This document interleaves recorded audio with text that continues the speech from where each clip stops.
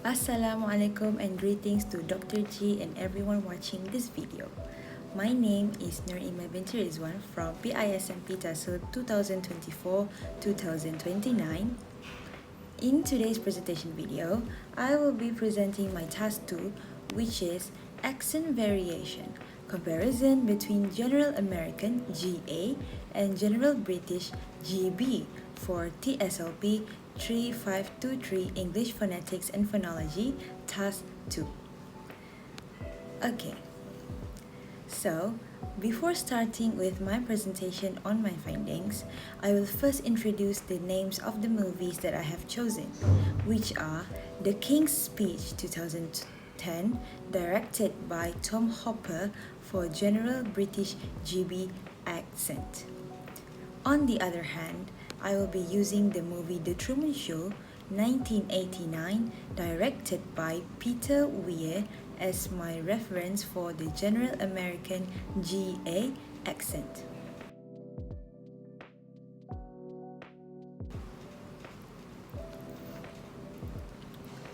To start, let me explain to you what are accents. So, accents refer to differences in pronunciation influenced by factors such as geographical location, culture, and social background. In this task, I will focus on two main varieties, which are GB, General British, and GA, General American. These two accents differ in several phonological features such as consonants, vowels, stress, intonation, and rhythm. In English language, there is no single correct accent, as noted by Lewis 1987, that exposure to multiple modals is important. Moreover, according to Ballard and Wink 2017, students' attitudes towards accents are influenced by familiarity, intelligibility, and perceived acceptability. Firstly, General British GB is a standard accent associated with the United Kingdom and is typically non-rhotic, which means the R sound is not pronounced after vowels. It is often more formal and clearly articulated. On the other hand, General American GA is commonly used in the United States and is rhotic, meaning the R sound is clearly pronounced. It is generally more relaxed and widely heard in media. As an example, the film The King's Speech portrays the perfect use of GB, while the film The Truman Show portrays the perfect use of GA in it. These differences will be analyzed across 5 categories, which are consonants, vowels, stress, intonation, and rhythm. Alright. For consonants, I will focus on rhoticity, which refers to whether the R sound is pronounced after a vowel or not. Before I start explaining anything, let's watch some of these clips from both movies. Oh, and in case I don't see you, good afternoon, good evening, and good night. Good afternoon. This is the BBC. For example, in the word afternoon, General British GB pronounces it as afternoon without the R sound, while General American pronounces it as afternoon where the R sound is clearly heard. This shows that General British GB is non-rhotic, which means we cannot hear the sound, the R sound, while the General American GA is rhotic, which means we can hear the R sound clearly. Next, for vowels, I will analyze differences in vowel quality and length. But before anything, let's listen to the examples found from both movies. I can't read this. Why I can't do it? To explain, the word can't is pronounced as can't in General British GB, with a long vowel sound made by opening the mouth wider so that the sound is longer and deeper, while in General American GA accent, it is pronounced as can't, with a shorter and more front vowel, resulting in a more flatter and fronted sound. This shows how the same word can have different vowel sounds in different accents. Moving on, for stress, I will focus on syllable emphasis. Let's listen to these examples. I do know all the lines. I've played the role before. Trash down. Well, it's about time they cleaned up the trash downtown before we become just like the rest of the country. For example, the word before is pronounced as before with stress on the second syllable.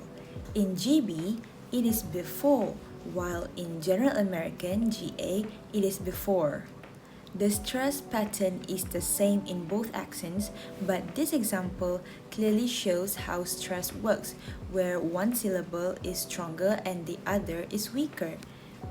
The syllable B is more weak and reduced, while the second syllable, for, is more strong and prominent sounding. These examples show how stress works in English language accents. Next, for intonation, I will analyze the rise and fall of pitch in speech. Let's listen to these examples from the movies, shall we? Hello? Barry's still here, huh?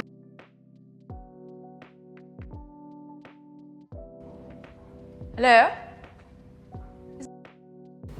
Alright, after listening to those examples from both movies, we can see that the word hello in the King's Speech 2010 is spoken in a more controlled and formal way, while in The Truman Show 1989, it is more natural, casual, and conversational.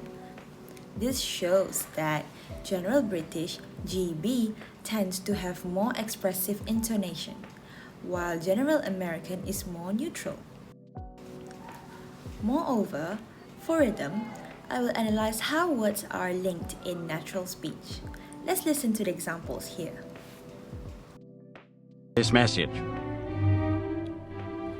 Spoken with the same depth of feeling for each one of you, as if I were able to cross your threshold and speak to you. Myself. You? Oh, that's okay. I'm sorry to keep you. Oh, that's okay. How can I help? I would like to book a flight to Fiji. When would you like to leave? Today.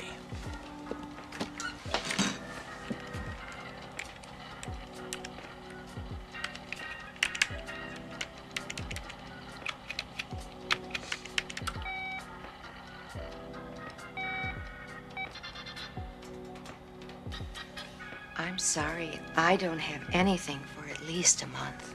A month? It's the busy season. You want to book the flight? Doesn't matter. Oh. To explain, in the King's Speech 2010, the words in the dialogue was spoken clearly and one by one, while in the Truman Show, we can see that the travel agent connected her words, making it change from want to wanna.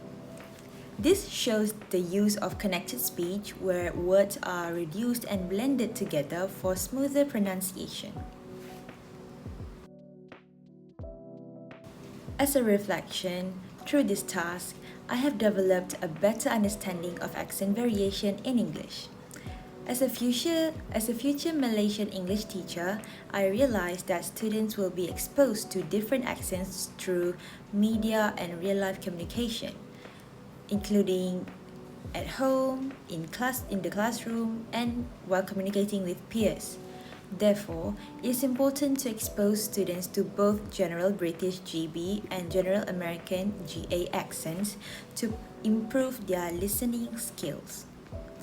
I also understand that intelligibility is more important than sounding like a native speaker, and students should focus on being clearly understood.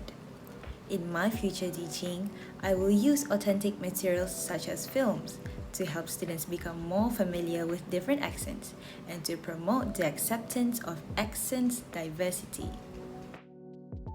In conclusion, accents reflect the diversity of English as a global language. General British GB and General American GA differ in pronunciation, but both are equally valid.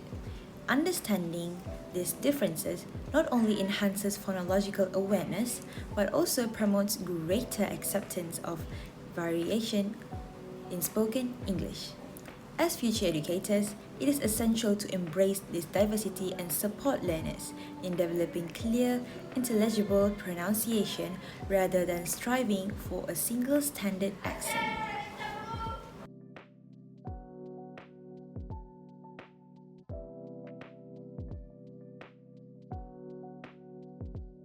I guess that's all from me. Thank you all for listening. Have a good day ahead. Assalamualaikum.